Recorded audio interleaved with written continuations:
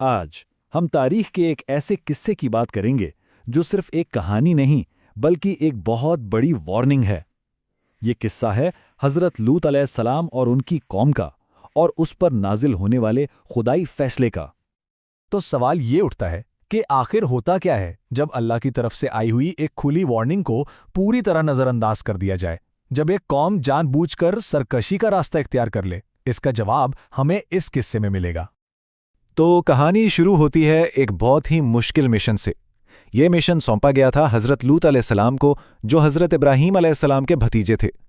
اللہ نے انہیں ایک ایسی سرزمین پر بھیجا تھا جو گناہوں میں ڈوب چکی تھی۔ اچھا، یہ کوئی چھوٹے موٹے گاؤں نہیں تھے، یہ شام کے 5 بڑے امیر شہر تھے، جن میں سدوم سب سے زیادہ بدنام تھا۔ بظاہر تو یہ شہر بہت خوشحال تھے، لیکن اندر سے اخلاقی طور پر بالکل کھوکھلے ہو چکے تھے۔ اور ان کی سب سے بڑی برائی وہ ایک ایسا شرمناک کام تھا، روایات کے مطابق، جسے ان سے پہلے کسی انسان نے کیا ہی نہیں تھا۔ یہ کام، جسے لواطت کہتے ہیں، شیطان کے بہکاوے میں آ کر انہوں نے شروع کیا تھا۔ یہ سیدھا سیدھا فطرت کے خلاف اعلان جنگ تھا۔ اب اس ماحول میں حضرت لوط علیہ السلام نے انہیں پاکیزگی کی طرف بلایا، لیکن جانتے ہیں جواب میں کیا ملا؟ سالوں تک صرف انکار، مذاق اور نافرمانی۔ اور یہ کوئی 1-2 دن کی بات نہیں تھی۔ کئی سالوں تک حضرت لوط علیہ السلام نے بڑے صبر سے انہیں سمجھایا کہ بھائی، ایک اللہ کی عبادت کرو، یہ غلط کام چھوڑ دو، لیکن ان پر کوئی اثر نہیں ہوا۔ ان کا تکبر سوچے کس حد تک پہنچ چکا تھا۔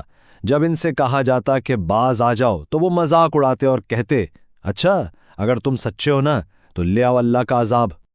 اور پھر کہانی میں ایک ایسا موڑ آتا ہے جہاں سے واپسی ناممکن ہو جاتی ہے۔ آسمان سے فرشتے زمین پر اترتے ہیں، اور ان کی آمد ایک بہت بڑی آزمائش ثابت ہوتی ہے۔ یہ فرشتے، جن میں حضرت جبرائیل علیہ السلام بھی شامل تھے، عام شکل میں نہیں آئے۔ اللہ نے انہیں انتہائی خوبصورت نوجوان لڑکوں کے روپ میں بھیجا۔ یہ روپ خود ایک امتحان تھا، قوم کی نیت کو اور بھی بے نقاب کرنے کے لیے۔ اب آپ حضرت لوط علیہ السلام کی حالت کا تصور کریں۔ وہ اپنے مہمانوں کو دیکھ کر شدید پریشان ہو گئے۔ انہیں ڈر تھا کہ وہ اپنی قوم سے ان کی حفاظت نہیں کر پائیں گے، اور اس سب پر سب سے بڑا دکھ یہ کہ ان کی اپنی بیوی نے، جو ایمان نہیں لائی تھی، اس نے جا کر قوم کو خبر کر دی اور ان سے غداری کی۔ یہاں سے کہانی اپنے کلائمیکس پر پہنچتی ہے۔ ایک طرف گھر کے دروازے پر بے قابو ہجوم، اور دوسری طرف ایک پیغمبر کی بے بسی۔ لیکن پھر ہوتی ہے خدائی مداخلت۔ دیکھیں ہوا کیا۔ پہلے تو ایک غصے سے بھرا ہجوم گھر کے باہر جمع ہو گیا، مہمانوں کو ان کے حوالے کرنے کا مطالبہ کرنے لگا۔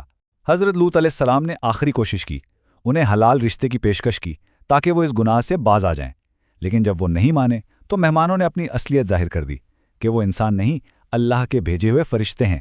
اور پھر حضرت جبرائیل علیہ السلام نے صرف ایک اشارہ کیا اور پورا کا پورا ہجوم ایک لمحے میں اندھا ہو گیا۔ کھیل ختم۔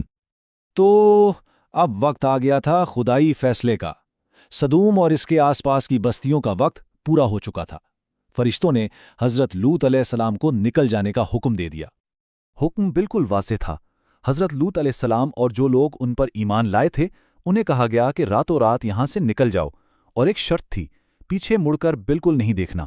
لیکن حضرت لوط علیہ السلام کی بیوی نے اس حکم کو نہیں مانا۔ وہ یا تو پیچھے رہ گئی یا اس نے پیچھے مڑ کر دیکھ لیا، اور نتیجہ وہ بھی اسی عذاب کی لپیٹ میں آ گئی۔